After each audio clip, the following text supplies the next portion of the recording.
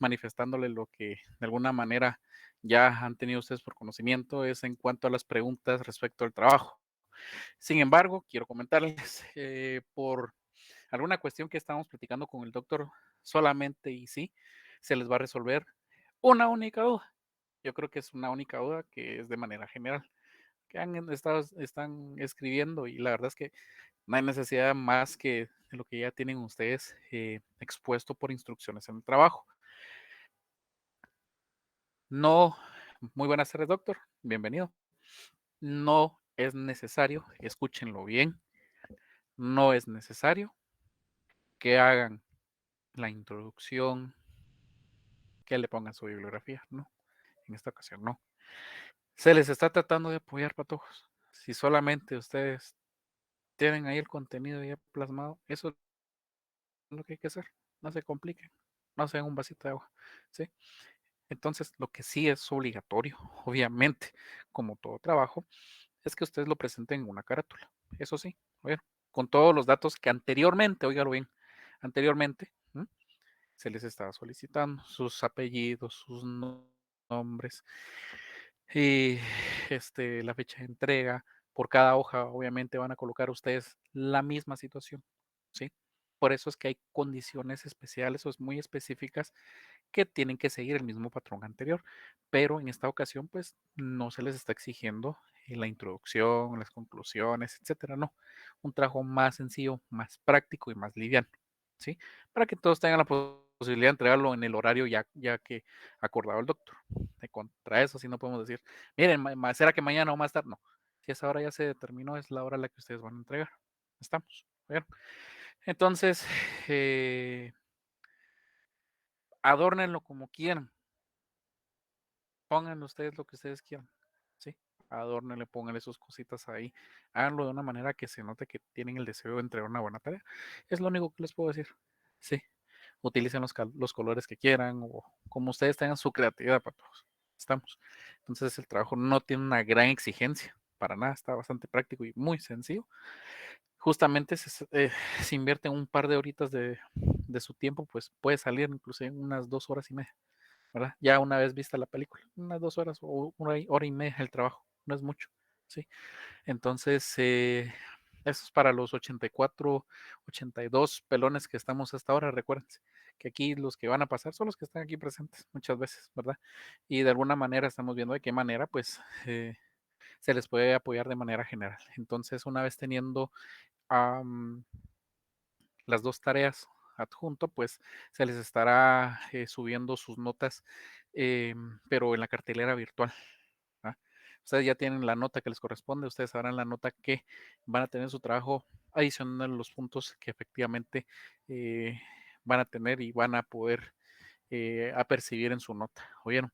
Entonces, eso tiene que ser para este sábado, ya la hora ya está indicada. Yo creo que contra eso ya no tenemos alguna acotación. Como hemos dicho, es un trabajo que por supuesto también es voluntario para todo aquel estudiante que desee pues salir avante en la carrera y continuar. Como decimos nosotros, no es tanto por cuestiones, ay, sí, ¿verdad? Voy a sacar, me va a afectar mi promedio, no mucha.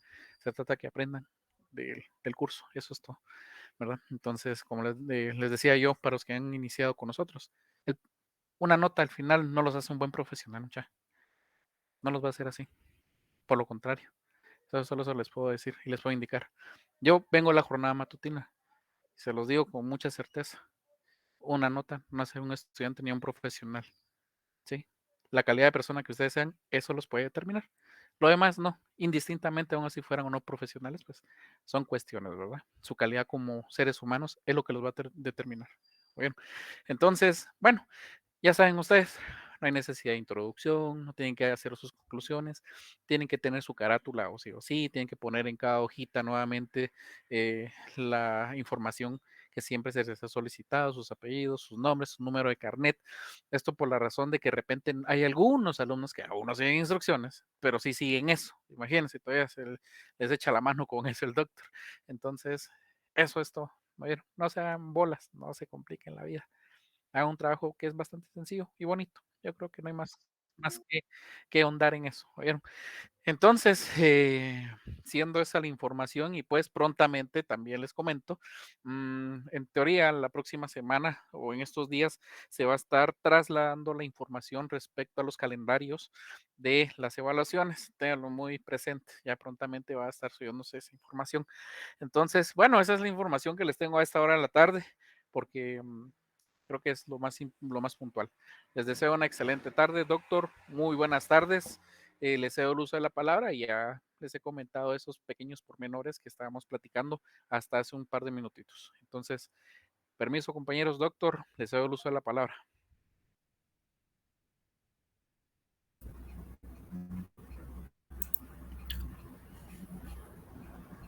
Bien, muy buenas tardes. Gusto en saludarlos nuevamente en esta tarde de jueves, nublado nuevamente, a ver qué sucede más tarde. Pues bueno, ya tienen la información por lo que más o menos he oído, Alberto, respecto a, a los trabajos, ¿verdad?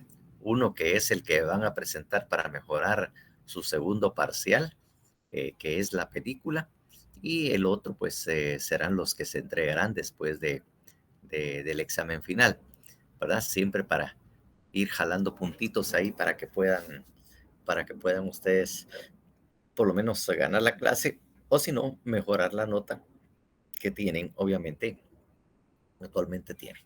Entonces, una vez que sea calificado el trabajo extra para mejorar la segundo parcial, pues obviamente ya se subirán oficialmente las calificaciones a efecto de que puedan ya ustedes saber con cuántos puntos o cuánto es que tienen para eh, el examen final, ¿verdad? Obviamente no se les olvide que la zona mínima para poder tener derecho a examen final son 31 puntos, ¿verdad? Entonces esa es la nota, pues precisamente que a ustedes o se espera que ustedes tengan.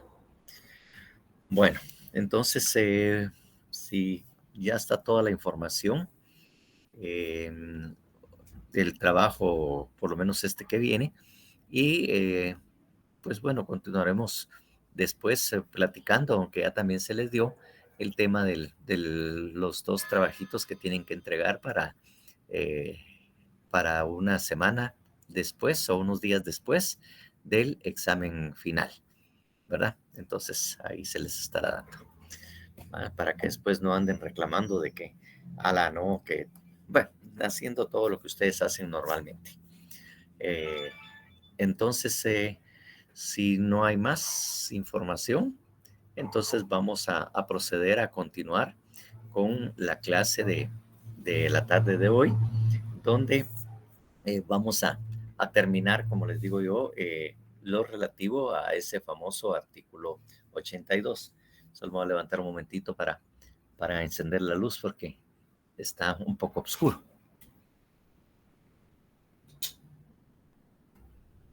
Bueno, ahí ya está un poco más claro y ya se mira mejor.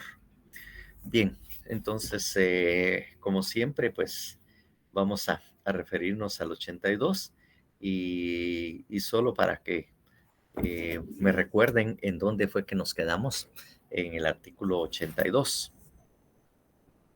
Bueno, de lo que estábamos explicando y lo último que nos quedamos para la clase.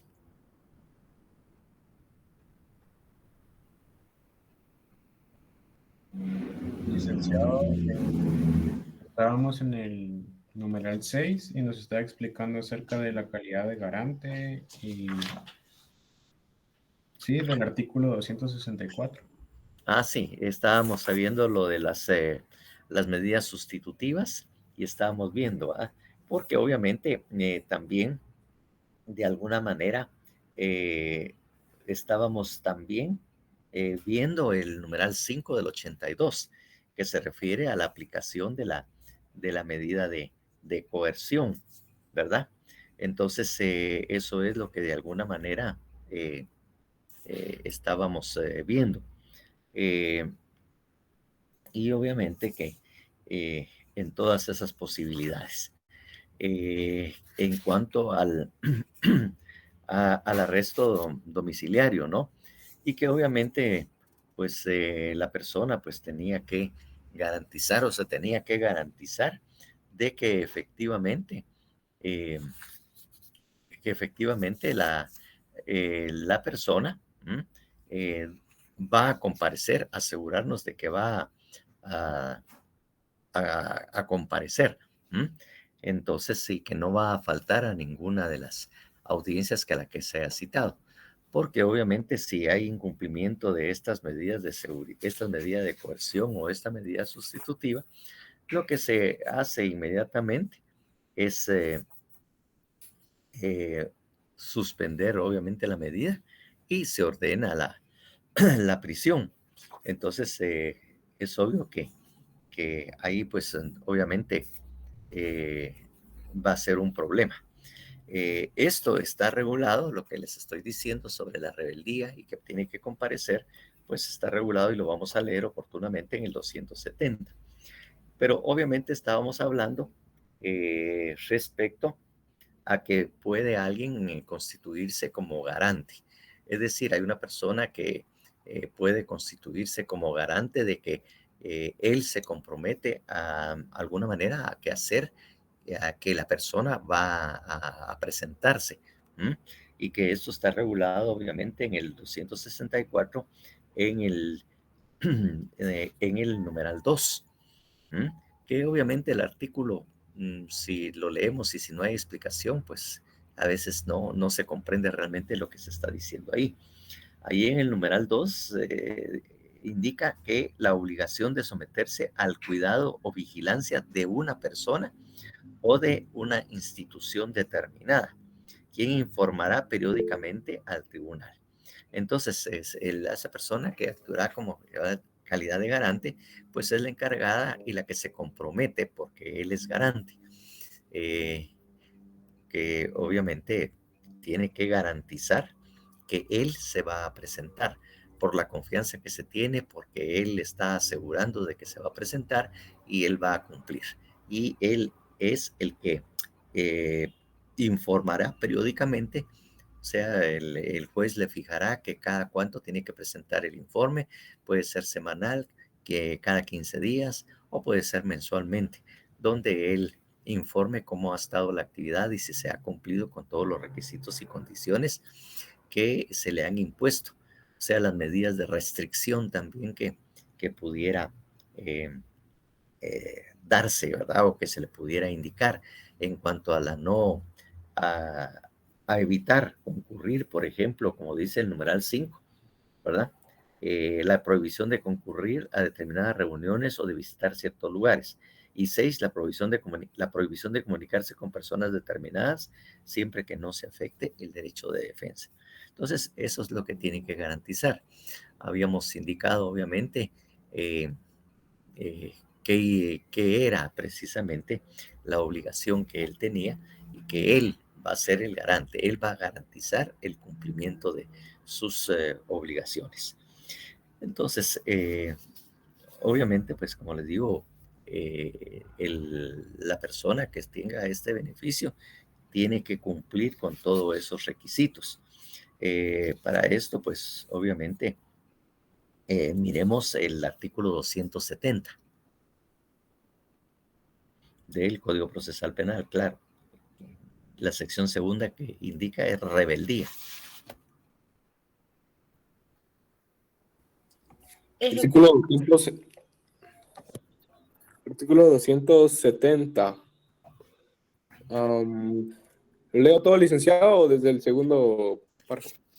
No, todo, por favor. Muy bien, muy bien. Rebeldía. 270. Ejecución de las cauciones. En los casos de rebeldía o cuando el imputado se sustraje a la ejecución de la pena, se fijará un plazo no menor de 5 días para que comparezca o cumpla la defensa, o cumpla la condena.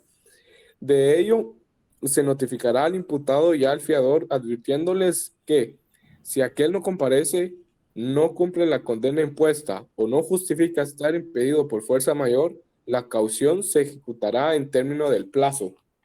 Vencido el plazo, el tribunal dispondrá, según el caso, La venta en pública, en pública subasta de bienes que integran la caución por intermedio de una institución bancaria o el embargo y ejecución inmediata de bienes del fiador por vía de apremio en cuerda separada por el procedimiento establecido en el Código Procesal Civil y Mercantil. La suma líquida de la caución será transferida a la tesorería del organismo judicial.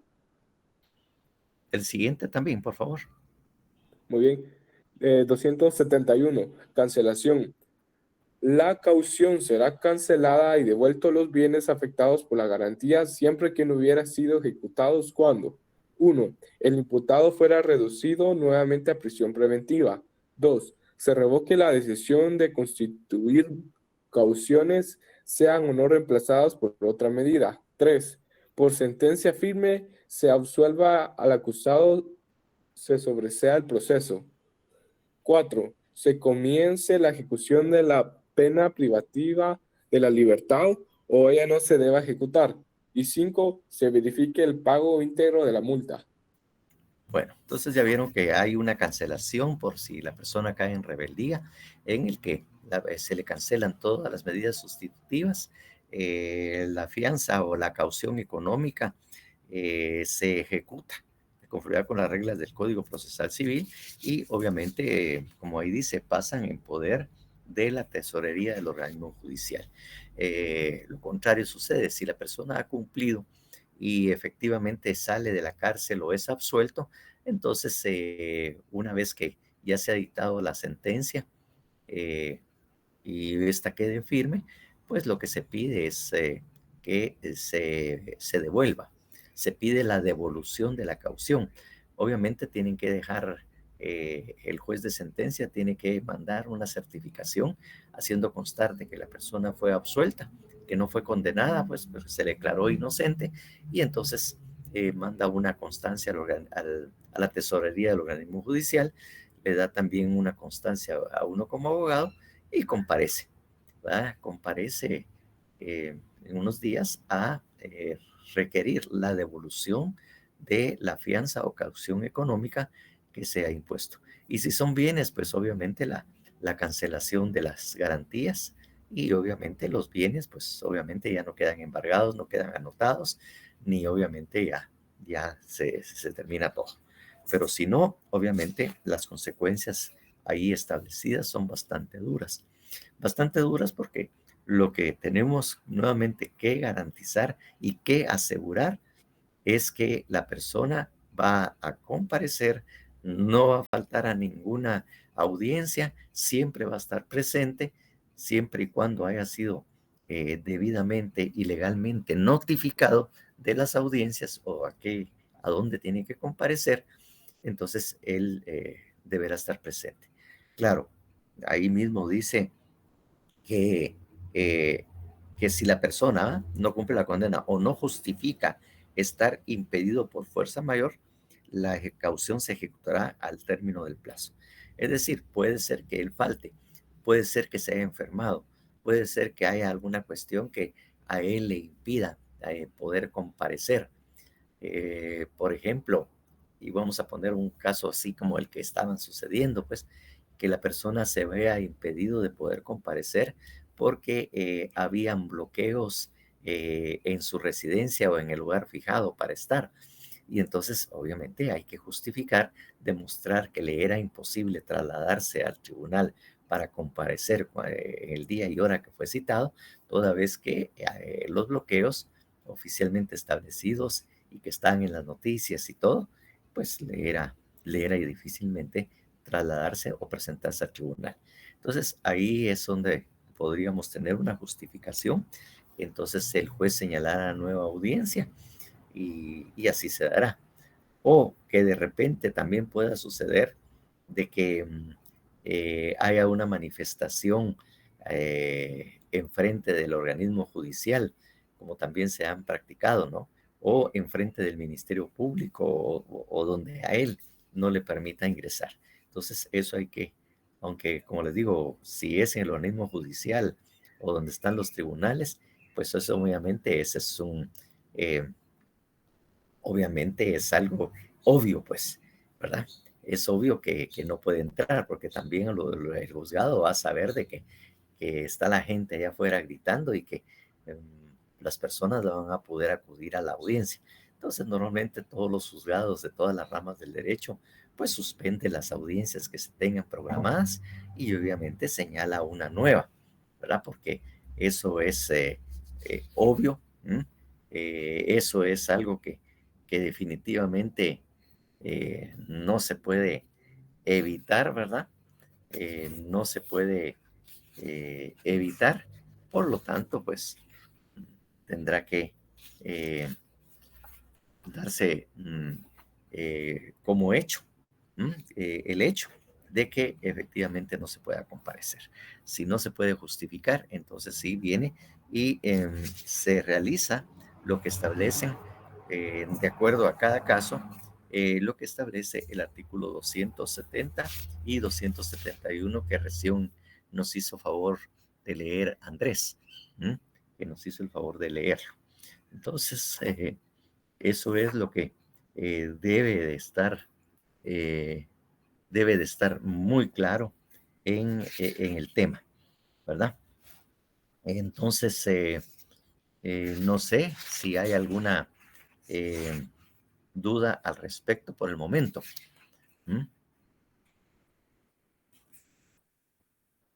Carlos, Licenciado, muy buenas tardes. hola. Digamos, cuando en el artículo 271, Sí, digamos que ahí dice que la caución será cancelada y devueltos los bienes afectados por la garantía. Licenciado, esto es como cuando, digamos, que en un proceso alguien deposita una fianza o sí, tiene, así es. eso, digamos, en los numerales estos del 1 al 5, cuando están estos... el imputado está en esta situación, se le debe de devolver lo que él Así tiene es. de más. Ok, gracias, Exactamente. O si, por ejemplo, él recibió una pena y se le condenó, por ejemplo, que no sea la libertad que se le haya otorgado, y entonces él tenga que ingresar a prisión o lo que sea, entonces también se puede pedir la devolución de la caución, porque él ya está cumpliendo una pena o condena.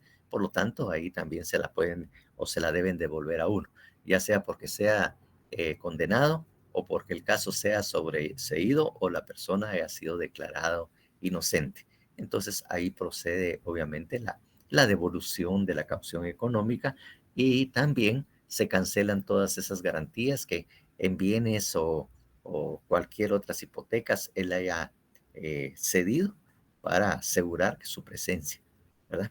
Eso es lo que pasa, Carlos. gracias, licenciado. Bueno, entonces, obviamente,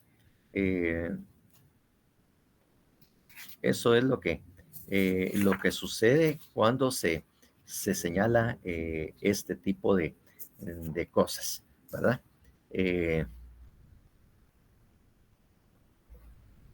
Creo que ya habíamos analizado el 264 bis. Creo que no, ¿verdad? ¿O sí? Yo creo que son Sobre el mismo, licenciado. Ah, el arresto domiciliario en hechos de tránsito, ya lo habíamos visto. Ah, no, yo creo que sí, licenciado, sí. Sí, Sí, licenciado, sí, ya yo me lo Solo lo recordaba que sí. leyeron, Eso sí, ¿Cómo? sí, solo lo leyeron, licenciado. Solo se leyó.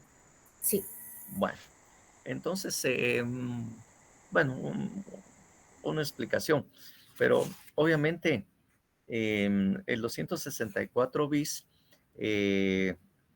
¿será que lo leemos? Está un poquito largo porque a veces uno olvida algunos aspectos y tiene que volver a leerlo.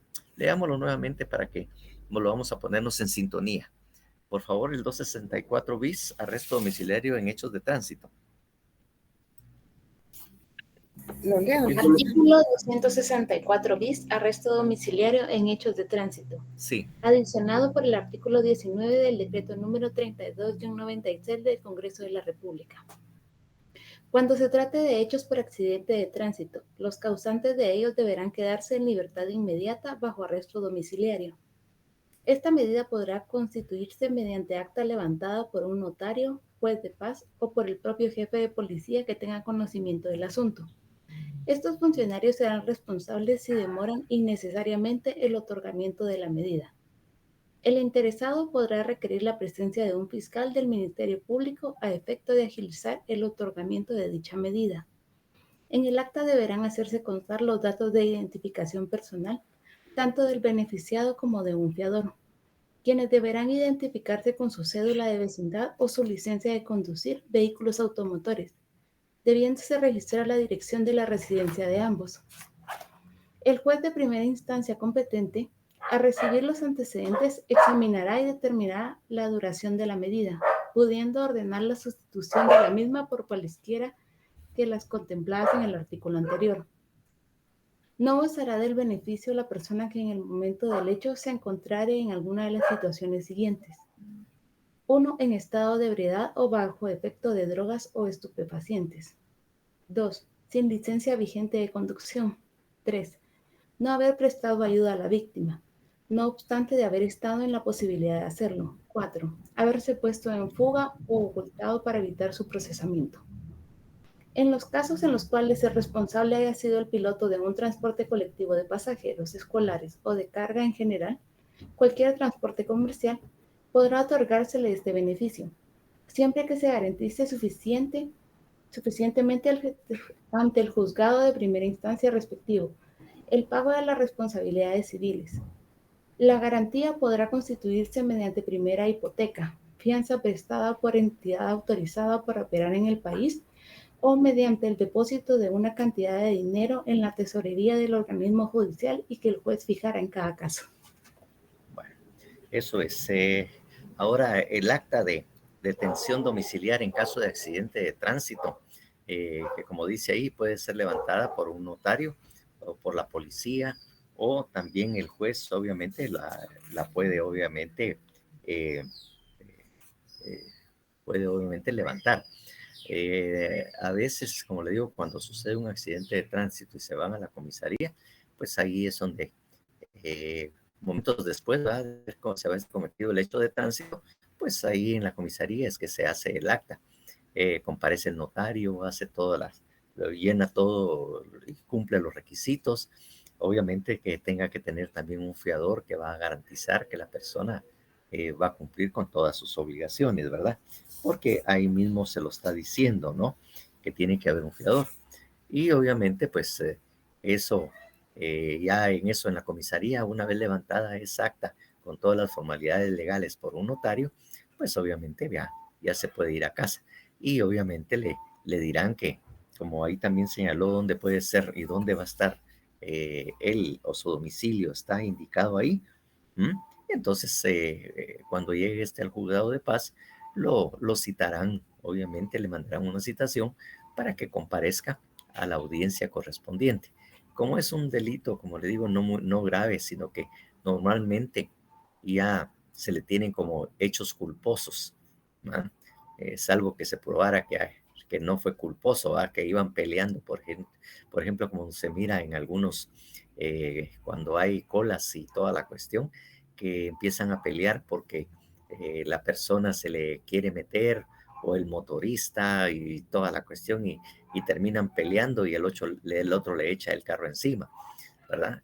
En ese caso, pues obviamente no es el hecho de tránsito no es culposo, ¿verdad? Es un incumplimiento o inobservancia de las normas de tránsito. Y obviamente, por ese hecho, pues ya no se puede calificar como un hecho de tránsito, sino como un delito doloso, ¿verdad? Eso es lo que caracteriza precisamente a esa circunstancia. Entonces, ahí se puede levantar el acta. Si no comparece notario o no hay ninguno que pueda levantar el acta, entonces, pues él tendrá que quedarse ahí en la cárcel, esperando pues que dentro de los plazos establecidos en la ley. ¿En qué plazo sería eso?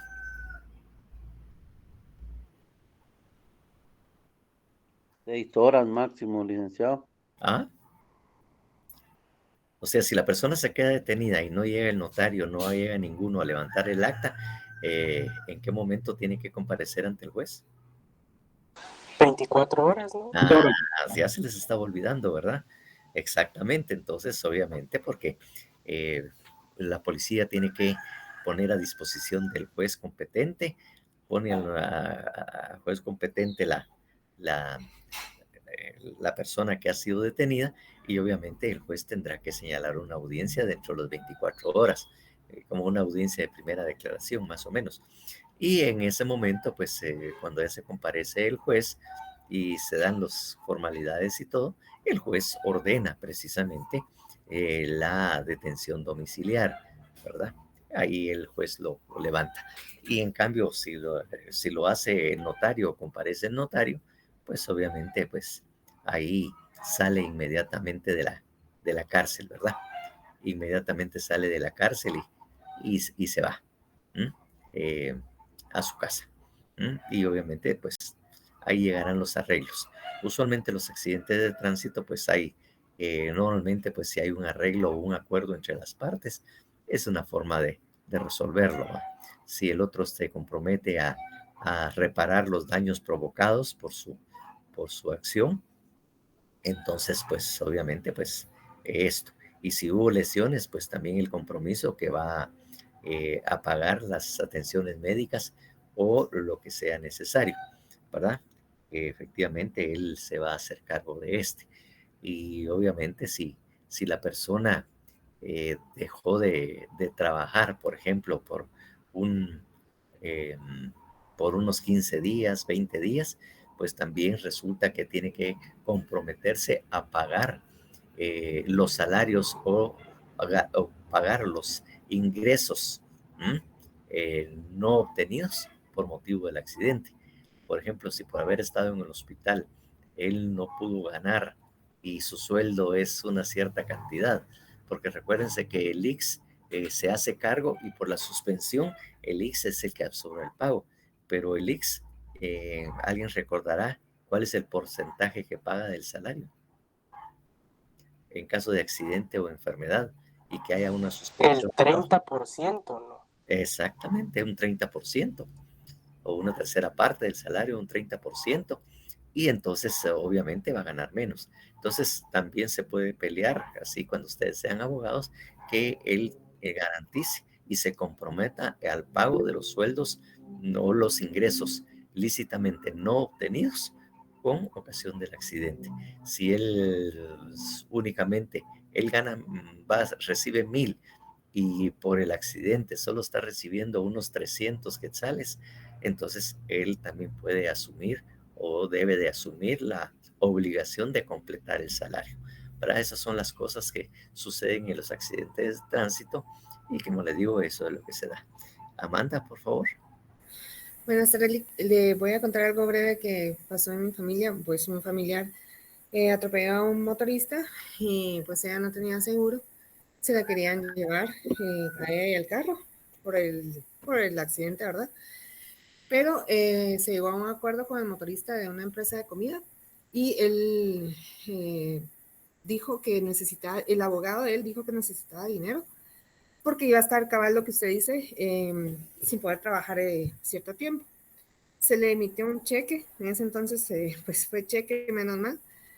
Y yo le pregunté qué pasaba con la señora, porque la señora también era en ese momento pues madre soltera y igual al tener pérdidas en su vehículo ella no iba a poder seguir trabajando. Entonces me dijo que no importaba, que la que tenía que pagar era ella al motorista. En fin, que para no hacerle larga, que se le dio el cheque al motorista y dieron por perdida la moto.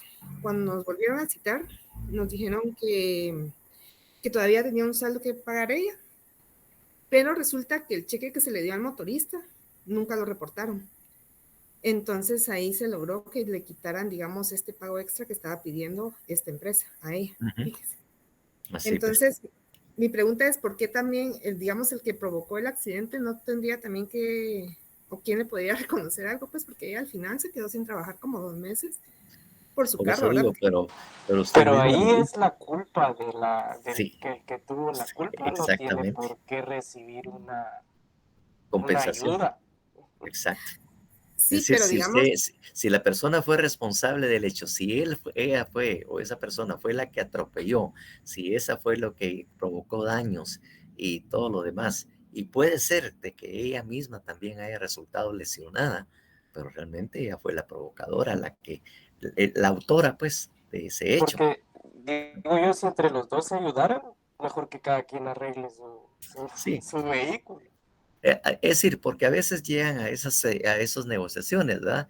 Que de alguna manera ambos dicen, bueno, yo también tuve un poco la culpa y toda la cuestión, y entonces dice, bueno, cada quien va a pagar sus daños, pero son los arreglos a que tienen que llegar y los acuerdos que se tienen que llegar cuando se esté haciendo la negociación, porque el juez dice, bueno, al final se pusieron de acuerdo, sí, estamos de acuerdo, yo voy a cubrir esto, tal cosa, y vamos a hacer, bueno, perfecto, y ahí termina el caso, pues no vamos a llegar a juicio o debate, salvo que estén en la situación de que no quieran ceder y haya problema, entonces se va a seguir el proceso penal correspondiente.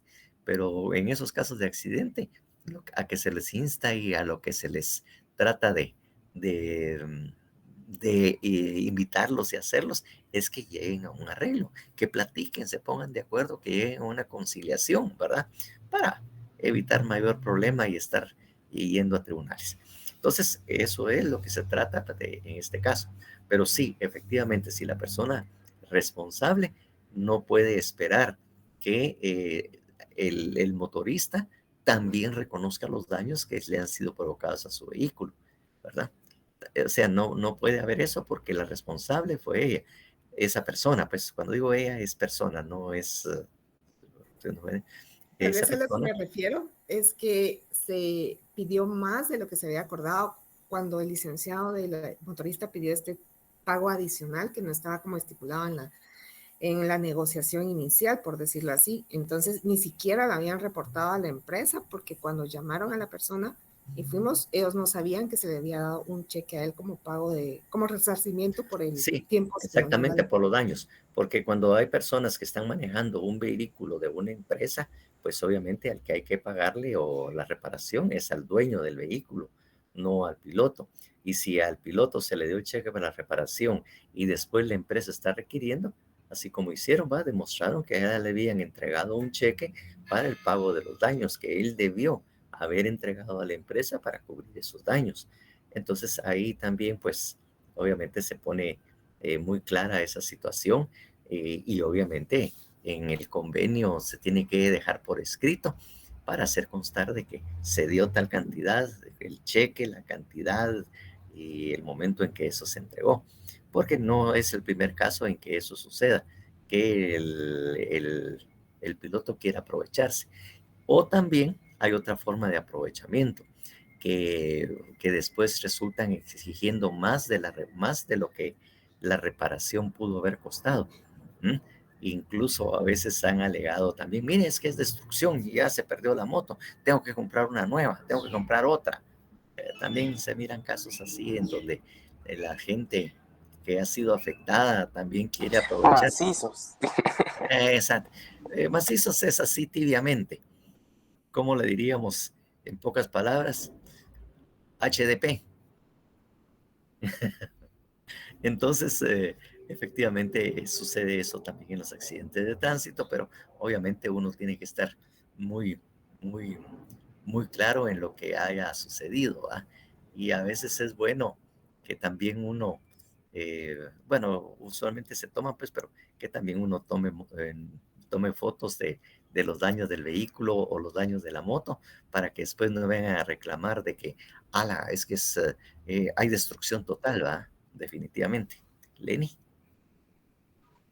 De hecho, a nosotros nos pasó algo similar con una moto, solo que cuando nosotros dimos aviso al seguro de que la moto se había subido al carro porque fue a chocar atrás y se subió a la palangana del carro, el seguro no quiso llegar rápido porque se dio cuenta que era una moto y se tardó mucho más de lo que tenía que haberse tardado.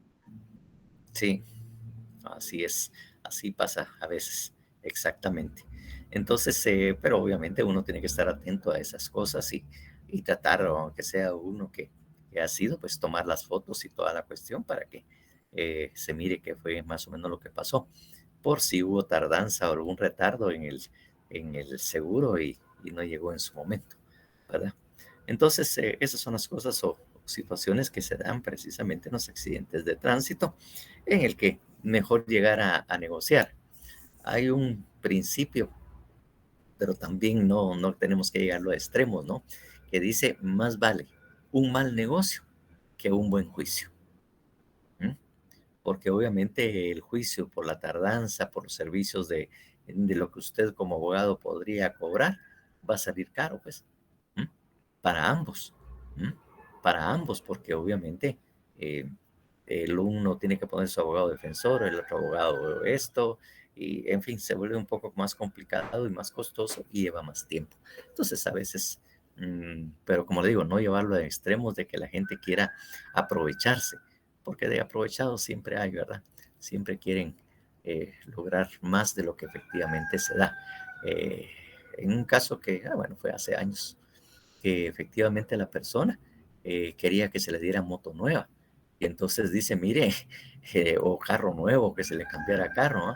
Sí, mire, su carro es un modelo 60, por ejemplo, por decir algo, ¿no? Es un modelo 60. Si nosotros le reponemos el carro, tenemos que darle un carro 60, pues, o ver el valor del carro de acuerdo al precio que tiene o se puede dar en un carro modelo 60 de este. Quería uno del año. Algo así, o más nuevo realmente de lo que él tenía. Pero si era un clásico, tal vez uno de los bueno, esa es cosa aparte, ¿va? Ahí ya la está poniendo usted así en una grave, si es un clásico. Ahí sí, como les decía, que dijo la profesora de inglés, put attention, ya nos jodimos. Bueno, entonces, esas las tipas de cosas, los tipos de situaciones que se tienen que valorar. Que, como le digo, sí tuve un caso en que la persona quería un carro nuevo, pues, ¿verdad? Porque será, ya quedó inservible, ¿verdad? Hubo destrucción total. Entonces, como hubo destrucción total, entonces quiero no, tampoco, no, mi estimado. Vamos a ver y justificar el carro, el modelo del carro que usted tiene, y a eso me comprometo. Y sobre esa base vamos a discutir, pero no esté pensando que se le va a dar un carro nuevo. Último modelo, pues. Tampoco, ¿verdad? Bueno, entonces eso es precisamente un aspecto que hay que analizar respecto a eso. Y obviamente el acta, ¿verdad? También están establecidos los requisitos ahí que tiene que llevar. Por favor, leamos el 265, por favor. Artículo. Dale. Gracias. Artículo 265. Acta. Previo a la ejecución de estas medidas se levantará acta en la cual constará 1. La notificación al imputado. 2. La identificación de las personas que intervienen en la ejecución de la medida y la aceptación de la función de la obligación que les ha sido asignada. 3. El domicilio de residencia de dichas personas, con indicación de las circunstancias que obliguen al sindicado o al imputado a no ausentarse del mismo por más de un día. 4. La constitución de un lugar especial para recibir notificaciones dentro del radio del tribunal. 5. La promesa final del imputado de presentarse a las citaciones. En el acta constarán las instrucciones sobre las consecuencias de la incomparecencia del imputado. Bueno, una de las consecuencias serán, como lo establece el 266, una orden de detención. Por favor. Artículo 266. Orden de detención. En los casos en que el imputado se oculta o se halla en situación de rebeldía, el juez, aun sin declaración previa, podrá ordenar su detención. Si hubiera sido dictada la aprehensión preventiva, bastará remitirse a ella y expresar el motivo que provoca la necesidad actual del encarcelamiento. Bueno, eso es lo que sucede, ¿no? Si está rebelde, pues ordenamos la orden de captura y que se lo vayan a traer, ¿verdad? Pie con jeta y que lo hagan comparecer, ¿verdad? Y obviamente se va a quedar detenido por esa situación de rebeldía en que incurrió al no quererse presentar o ocultarse, ¿verdad? Para no llegar a las obligaciones que tiene. Entonces, eso es lo que normalmente sucede en hechos de tránsito y que obviamente pues no debemos apartarnos de lo que efectivamente estábamos viendo en ese numeral respecto a la discusión, ¿verdad? Que cuál va a ser el efecto. Claro, pero como yo ya les había también señalado, pues en esa discusión y esa argumentación, pues uno tiene que también que discutir, ¿verdad? Como abogado, ¿m? Como abogado, obviamente, argumentar lo relativo a que no es necesario, pues no es necesario una medida. Ya ligado a proceso, ya fue. Entonces no puede uno alegar la falta de mérito, sino lo que queda es buscar la mejor, eh, la mejor decisión respecto a la medida de coerción, tratando en todo caso, si la ley lo permite y no está dentro de las limitaciones que ya leímos, pues que obviamente se dé un arresto domiciliario, ¿verdad? Pero como le digo, dependerá del delito, tal y como lo vimos en lo relativo a las prohibiciones que tenían las medidas sustitutivas, ¿verdad? La sustitución, las limitaciones que tenían, y en los casos en que no procede, no proceden no procede la medida sustitutiva que de alguna manera leímos en lo que es el 264, y respecto a los delitos que están en el, ¿qué párrafo le podemos decir? Pero que obviamente dice no podrá concederse en una medida sustitutiva enumeradas por los delitos que ahí se van a cometer. Entonces, eso es la discusión. Bueno, como vuelvo a repetirles lo que ya les había dicho, vean ustedes que efectivamente qué importante es esa primera declaración, todos los temas que tiene que tener a discusión o todo lo que se tiene que conocer y manejar respecto a esta primera declaración, toda la información que de alguna manera les he señalado en los artículos.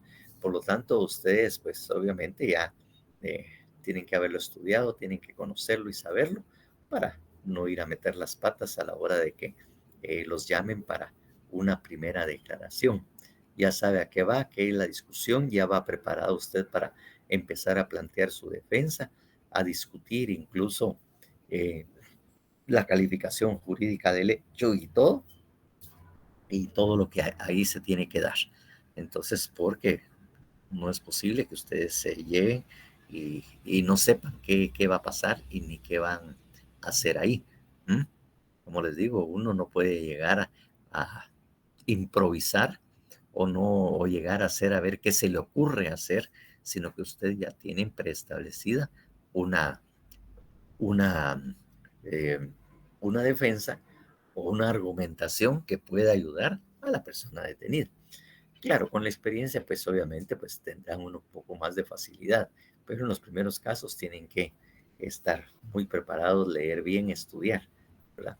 Qué se pueda dar y qué es lo que se pueda alegar en esas audiencias. Recuerden ustedes que cuando están como abogados ya en una audiencia ante el tribunal, en el que algunas veces o no, muchas veces o la mayoría de las veces usted no sabe todo lo con lo que pueda salir el Ministerio Público o todo lo que pueda plantear, sino que hasta ese momento puede haberse dado cuenta de qué va a pasar, pues obviamente tiene que estar y conocer la ley, conocer también qué puede hacer, porque allí ni si no hay otra oportunidad de hacerlo y tiene que hacerse en el momento. Ese es uno de los problemas que tienen las audiencias orales, que usted tiene que ir bien preparado para saber qué decir, cómo lo va a decir y cómo argumentar, ¿verdad? En contra de la solicitud que haga el Ministerio Público, que algunas veces, como les digo, da sorpresas, que uno no sabe por qué se está señalando eso, ¿verdad? Entonces tienen que ir preparados. ¿Alguna pregunta de lo que hemos visto? Porque si no, continuamos con el numeral 6.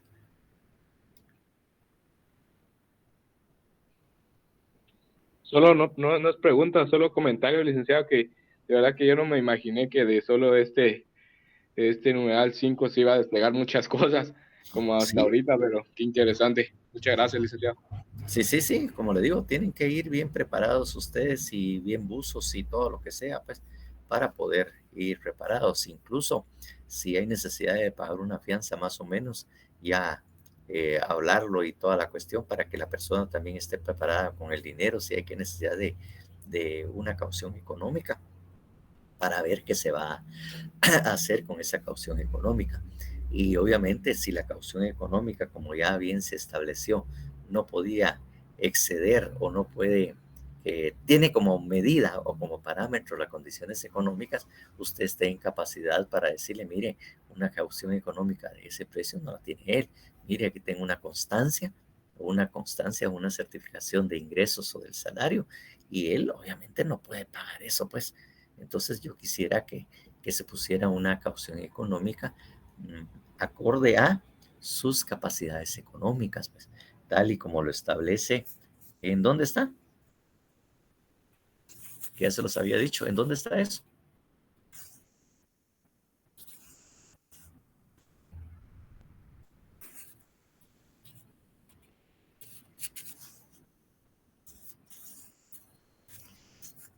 A ver, ¿en dónde está lo relativo a los límites o cuál es el parámetro para poder aplicar una caución económica o una fianza?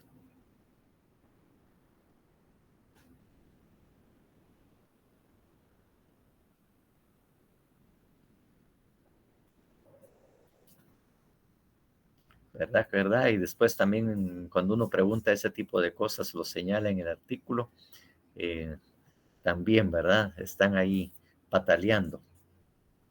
Licenciado, creo que es el 264, creo que es en esta parte donde dice, en especial evitará la imposición de una caución económica cuando el estado de pobreza o la carencia de los medios del imputado impida Ahí la sí, prestación. exactamente, ¿verdad? Y está en el 264 también, numeral 7, Ok. que dice la prestación de una caución adecuada, ¿verdad? Obviamente que también está establecida y lo que usted acaba de señalar, ¿verdad? No puede, obviamente, dar una cantidad en cuanto a que su estado de pobreza, sus condiciones económicas le impiden cumplir. Obviamente, si le ponen uno muy grande y él tiene pocos ingresos, pues prácticamente le están diciendo que no. Es una forma, nosotros le vamos a conceder, pero no pagó, pero ¿cómo voy a pagar la cantidad que usted me está diciendo? Usted está desnaturalizando realmente lo relativo a la caución económica, porque obviamente después del numeral 7, el siguiente párrafo, ahí es donde está precisamente y desarrollado, ¿verdad? De alguna manera, desde aquella época y en ese segundo párrafo, aunque ya existe una reglamentación al respecto, ahí mismo ya se contemplaba, ¿verdad? Las posibilidades, porque en ese segundo párrafo está, donde empieza ahí en el 264, después del numeral 7, el siguiente párrafo, ¿verdad?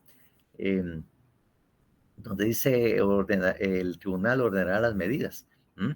Y además dice, podrá auxiliarse, ahí dice podrá auxiliar, dice ahí, pero podrá auxiliarse de cualquiera de los medios de control telemático. ¿A qué se refiere ese?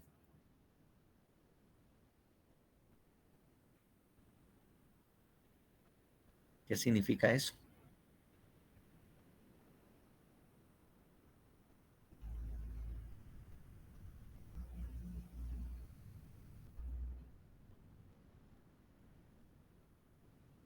Bueno, esto se refiere a lo que es el brazalete, que desde hace muchos años se discutía, se hablaba del brazalete y que estaban haciendo los estudios, que estaban haciendo todo lo que hicieron, hasta que finalmente en este año se logró ese brazalete. Es decir, la persona le dan la libertad, pero le ponen un brazalete en el cual ya está programado, ¿verdad? El control y vigilancia que debe tener la persona. ¿verdad? Entonces, obviamente no es barato el brazalete porque también necesita ser programado y obviamente tiene que tener un control que usualmente está computarizado, o sea, está precisamente dentro de un sistema de control eh, eh, virtual a efecto de que ver que efectivamente la persona no se vaya a exceder, ¿verdad? En las límites que tiene, porque el brazalete también se programa. Si le dijeron en su domicilio, está programado de tal manera que si se excede de esos límites, automáticamente eh, el brazalete empieza a sonar su alarma, por decir sonar alarma, aunque no es ambulancia ni nada, sino automáticamente pues la persona que tiene ese área de control telemática va a advertir de que esta persona se excedió de los límites que le señalaron y del lugar donde debe de estar. Claro, son pocos las personas que lo tienen porque sí resulta bastante oneroso el pago. Me parece que estaban diciendo que era como 1,500 quetzales, 1,000 y pico por ese uso. Son 50 diarios y al mes son 1,500. Exactamente. Hay un Así es. acuerdo, se Sí, llama Acuerdo número 89-2023, es donde salen las tarifas. exactamente. Ahí están las tarifas para ese control telemático. El Entonces, brazalete. sí, o brazalete, exactamente. ¿Mm? Porque realmente resulta un poco oneroso. O sea que la persona que se somete a este brazalete tiene que tener capacidad económica para poder pagar esos 1,500 mensuales, ¿verdad? Entonces sí es problema. Y imagínense que el caso tarde fácilmente, pongámosle así mínimamente un año. ¿Cuánto tuvo que pagar esa persona? Pero aquí indica también que el organismo judicial debe hacer un estudio socioeconómico de la persona. Sí, exactamente. También establece ese límite, ¿verdad? Pero de todas maneras no es barato, pues. No es barato. 18,000 al año. Sí, exactamente. No es barato. Cuando pueden haberle dado eso por los otros medios, entonces por eso ninguno se pide la opción del brazalete, sino que pide la opción de las normas ya establecidas, porque son opciones las que se tiene, ¿verdad? No tiene que decir solo va a haber brazalete. No, no, no, no, no puede ser eso, ¿verdad? Entonces, para lograr esas otras opciones que se tienen.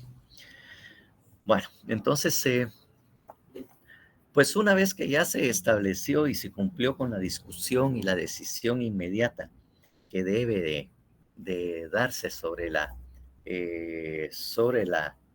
medida de coerción, ¿verdad? Sobre la medida de coerción que hemos estado analizando, ¿no? Hemos estado analizando hasta este momento, pues obviamente tiene que, eh, obviamente, hacerse constar, obviamente, tiene que hacerse constar en un acta, ¿verdad? Tiene que hacerse constar precisamente cuál es la medida dictada. Por eso es que en la primera declaración tiene que estar bien claramente establecido, establecida todas las circunstancias que se van a dar precisamente en ese caso. Entonces, todo eso, como les digo, tiene que hacerse constar en el acta para que es en una resolución que es un auto de medida de coerción, que tienen que darse o establecerse muy claramente cuál es la medida que precisamente se le va a dar.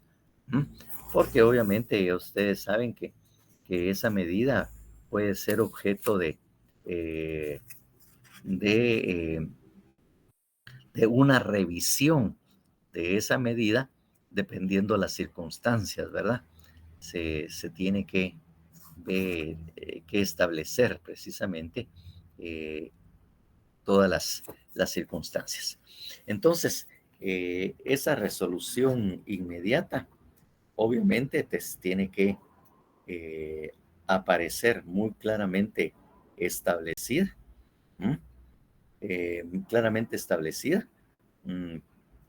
como les digo yo, en las dos autos que se tienen que dictar en los lo relativo a esos dos últimos numerales, ¿no? En esos dos últimos numerales, en el cual se decide si se liga o no a proceso, que es el 5 y obviamente el 4, ¿verdad? En el 4 que tiene que establecer claramente en el auto cuál es la medida que se le va a imponer a la persona, qué es lo que efectivamente se va a dar, así como también la siguiente, que es respecto a la medida, a la medida o la medida de coerción que se le va a imponer a la persona. Entonces, prácticamente lo tiene que tener muy claro. Entonces, también este es otro auto que consta. Obviamente, como les digo, ya creo que, no sé si lo habíamos visto, por eso va de pensarlo, pero obviamente el 260 es el que establece precisamente lo relativo, ¿verdad? Lo relativo a la medida de coerción. Miremos el 260, o ya lo habíamos visto. Estaba de pensar si lo habíamos leído. Sí lo leímos, licenciado, pero lo podemos volver a leer. Bueno, pues, por favor. Artículo 260, forma y contenido de la decisión. El auto de prisión será dictado por el juez o tribunal competente y deberá contener 1. Los datos personales del imputado a los que sirvan para identificarlo. 2. Una sucinta enunciación del hecho o hechos que se le atribuyan. 3. Los fundamentos con la indicación concreta de los presupuestos que motivan la medida. 4.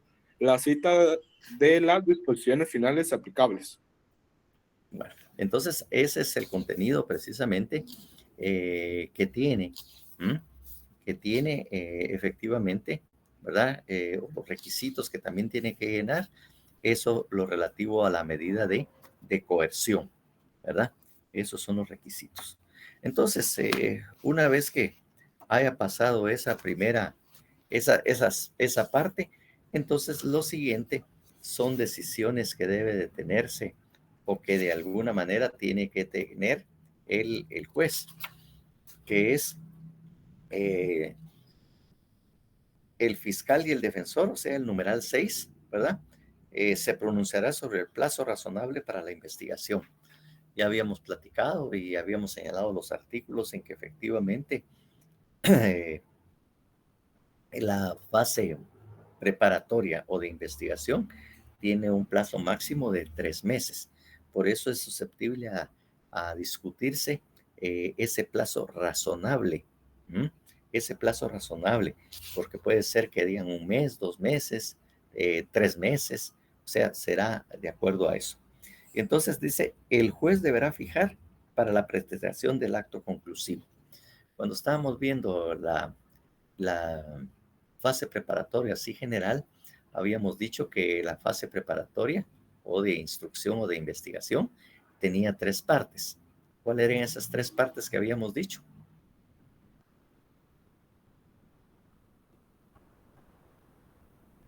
La investigación preliminar es una, ¿no? Sí. Investigación preliminar, la fase preparatoria de investigación y el acto conclusivo. Acto conclusivo. Exactamente. Entonces el juez ahí le va a decir, mire, la fase preparatoria va a tener 3 meses, pongamos los 3 meses, puede haber sido 2, ya lo saben ustedes, ¿verdad? 2. Por lo tanto, le dice, usted deberá presentar el acto conclusivo. Vamos a entrar a la tercera parte de lo que es el acto conclusivo. Y obviamente, usted lo va a presentar tal día a tal hora. Ahí va a presentar el acto conclusivo, ¿verdad? Para que obviamente empecemos esa tercera parte de la fase preparatoria, el acto conclusivo. Esa es la presentación. Y obviamente ya se anuncia la siguiente fase o etapa procesal, que es la fase intermedia. Entonces, una vez presentado precisamente el acto conclusivo, el juez le va a señalar día y hora para la audiencia intermedia. Cuando ya llegamos a la siguiente fase o etapa procesal, que es la fase intermedia, y dice la cual deberá llevarse a cabo en un plazo no menor de 10 días, ni mayor de 15. Entonces, de una vez va a señalar, y la audiencia para la fase intermedia o para la discusión del acto conclusivo se va a dar en tal momento. 15 es a partir de la fecha fijada para el acto conclusivo. Una vez presentado el acto conclusivo, se entregará copia del mismo, las actuaciones y obviamente. Entonces, ahí es donde ya terminaría precisamente la fase preparatoria que está indicando el juez. O sea, de entradita. Paulo, René.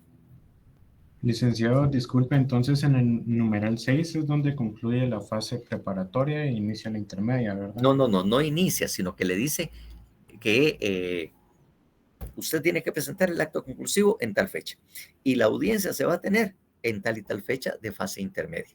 O sea, de una vez está fijando esos plazos, pero no se inicia aún, porque claro, la fase preparatoria implica realizar o la actividad que se necesita para eso, ¿verdad? Y es algo que yo les dije que teníamos que se va a trabajar en esos trabajos que ya tenemos y que están a partir de el artículo 187. Comprobación inmediata y medios auxiliares. Entonces, lo que tiene que hacer el Ministerio Público en la fase preparatoria, porque en la fase preliminar e investigación preliminar solo hubo indicios razonables, evidencias así pequeñas, ¿no? Pero el Ministerio Público a partir de ese momento tiene que cumplir lo que estipula y realizar. No todo, pues obviamente lo que sea pertinente, lo que está regulado a partir del 187, ¿verdad? Hasta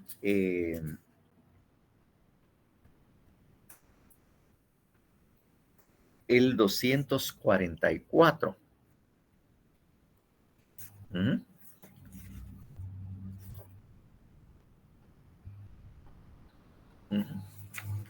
Bueno, tal vez no, hasta el 249. Entonces, todo lo relativo a esto es de alguna manera lo que se va a desarrollar. Es el documento que yo les había indicado.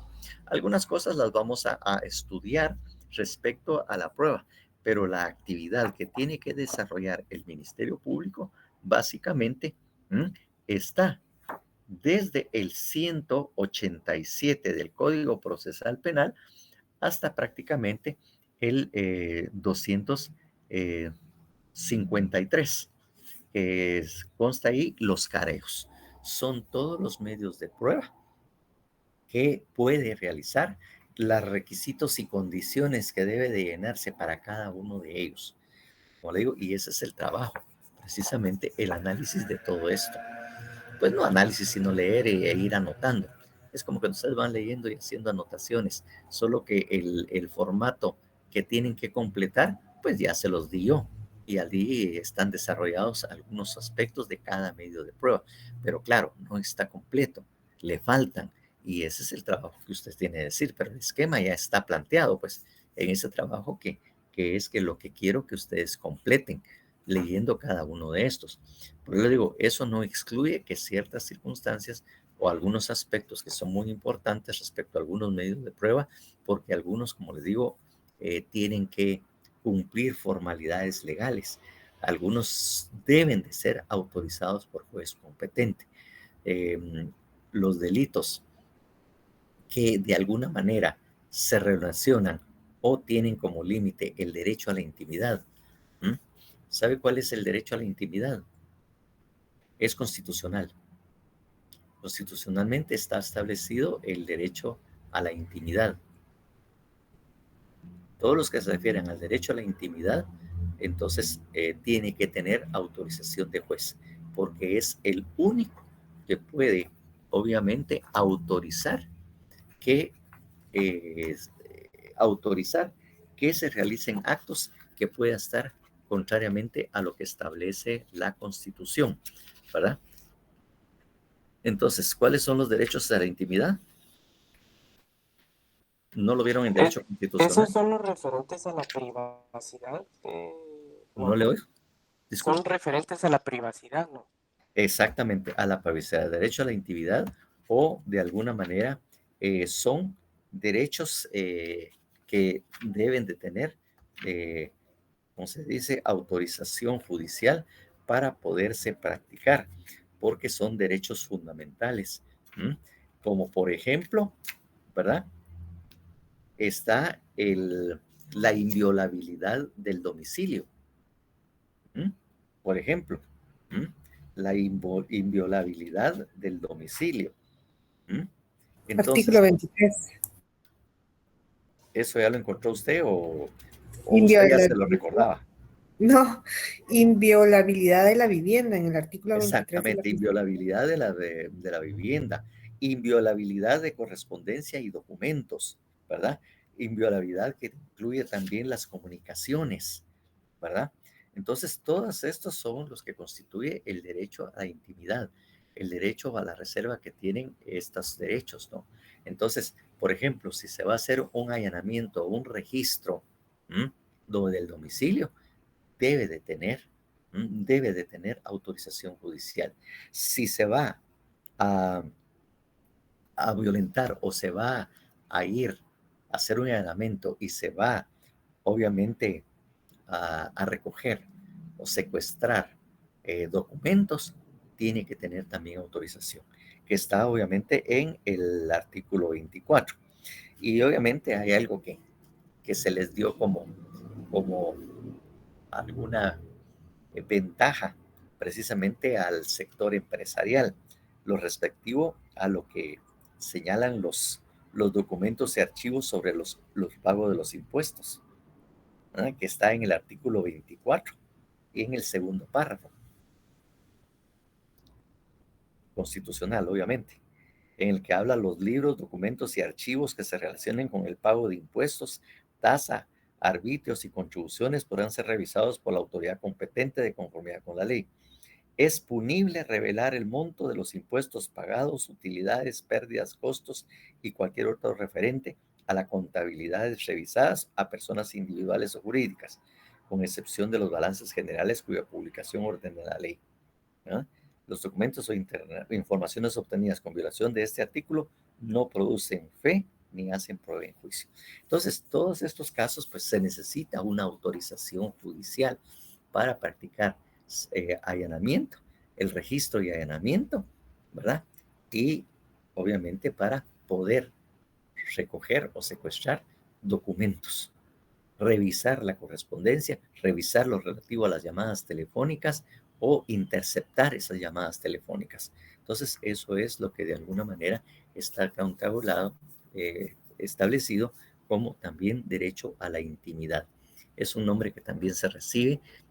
Aquí en Guatemala no se utiliza mucho ese derecho a la intimidad, sino son todas las limitaciones o derechos constitucionales respecto a lo es el domicilio, la correspondencia, documentos, y aquí pues obviamente respecto también a los impuestos y los estados de cuenta, ¿verdad? Y contribuciones pagadas. Entonces ahí, por ejemplo, se necesita ese requisito y ahí establece la forma, y eso de alguna manera es lo que se tiene que colocar, que no está a detalle en el documento que nosotros le trasladamos para que ustedes lo mejoren, ¿verdad? Eso no está, pero eso es lo que ustedes tienen que agregar en algunos otros aspectos. Y como también ustedes van a leer oportunamente que cuando el juez autoriza precisamente estas medios de prueba, tiene un plazo para realizarlos, porque el juez le fija un plazo para poder realizar precisamente ese allanamiento. Porque como le digo, el juez es el único que puede en un momento autorizar precisamente este tipo de cosas. Entonces ahí está establecido el plazo que tiene para poder realizar, ¿verdad? Realizar esa, a partir de su autorización, me parece que tiene únicamente, no sé si son 10 días, ahorita se me escapó realmente cuánto es el plazo que tiene para poder realizar esa actividad el Ministerio Público. Entonces, eso es lo que de alguna manera tiene que hacerse.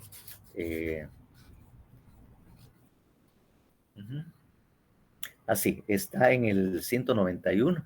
La orden tendrá una duración máxima de 15 días, después de los cuales caduca la autorización, salvo casos especiales que ameriten su emisión por tiempo indeterminado, que no podrá exceder de un año. Ahí está también el procedimiento que se tiene que hacer, porque como le digo, los allanamientos tienen un procedimiento muy especial, que incluso tienen que levantarse un acta en el mismo lugar de los hechos, al momento que se está practicando el allanamiento. Y eso no se puede dejar de cumplir. No se puede dejar de cumplir el plazo que tiene establecido. Ya tuve un caso así al inicio de todas esas actividades en que practicaron un allanamiento y la fiscal, como le digo, no tenía mucho tiempo. Bueno, sí mucho, un año o un poco más tenía el Ministerio Público de estar funcionando, o un poco más, creo que, no me recuerdo muy bien, pero fue hace muchos años en que se incumplió. Hicieron el allanamiento y todo, y dieron la orden, y yo obviamente eso la califiqué como una prueba ilícita.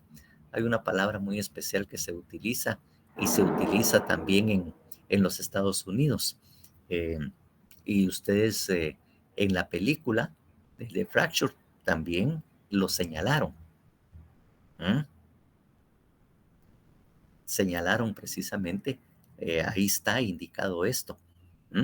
Entonces, ¿qué es el fruto del árbol envenenado? Así es como se denomina. Que en inglés le dicen o se denomina fruit of the poison tree. Fruto del árbol envenenado. Es decir, si el medio de prueba no se cumplieron los requisitos y formalidades, lo que se pueda obtener de ese medio de prueba no son válidos, porque no se cumplieron con esos requisitos que tenían precisamente, porque obviamente están contenidos claramente en el 183 y el 186, que también lo corrobora. Entonces, cuando se dieron estas cosas y mandaron a la auditoría, porque se recogieron documentos de una empresa y obviamente los mandaron a auditoría. Entonces, alegamos pues que realmente esa prueba que se había obtenido, o ese allanamiento y el secuestro de los documentos, violaba precisamente las normas, porque la orden había sido dada en tal fecha y se había practicado hasta después de esa. Y que las auditorías que se habían practicado a esos documentos contables que se habían recogido de la empresa no tienen ninguna validez. Por lo tanto, que no se tomara en cuenta y que se devolviera inmediatamente todos los documentos que habían sido recuperados, violando ese derecho a la reserva o a la secretividad que deben de tener esos documentos. Y adivinen qué me dijeron. Tiene razón. No, pero mire que esto, que el otro. No, nada, de las cosas que resultó alegándola. Era una mujer fiscal ahí. Entonces resultó alegando, pero realmente no podían utilizar esa documentación, y eso fue lo que nosotros alegamos. Pues se recuerdan pues que en la película también mencionaron el fruto del árbol envenenado. ¿No lo recuerda alguno de ustedes? Cuando se reúnen con la jueza, el abogado, el fiscal. Exactamente, cuando se los llama y dice vamos a platicar sobre esto y empiezan a discutir y se menciona precisamente eso. Bueno, exactamente. Para que miren que esas mismas cosas que ustedes vieron en la película, aquí también se alega. Aquí también se alega. ¿Mm? ¿Vieron qué bonito? No sé, pues no hemos platicado de la película, pero viendo la película desde el punto de vista jurídico, procesal, penal, lo que estamos viendo, ¿verdad que es una película que sí le deja a uno escuelita, que sí uno aprende cuando uno empieza a relacionarlo con la ley de Guatemala? No sé cuál fue su impresión, pues, pero obviamente sí, uno aprende bastante. Bueno, vamos a dejarlo ahí porque ya son las 15:43, entonces lo vamos a dejar ahí y entonces nos estaremos viendo la próxima semana. Ahí se recuerdan, pues, obviamente que hoy es viernes y ya falta poco para el fiambre. Empiecen a comprar la verdura y a picarla, por favor, porque si no, no va a alcanzar el tiempo y se pone más cara la verdura en esta época. Bueno, pasen buena tarde, pues, si gustan saludarles. Gracias, licenciado. Feliz Perfecto, tarde. licenciado. Feliz tarde. Cuídense, gracias a todos.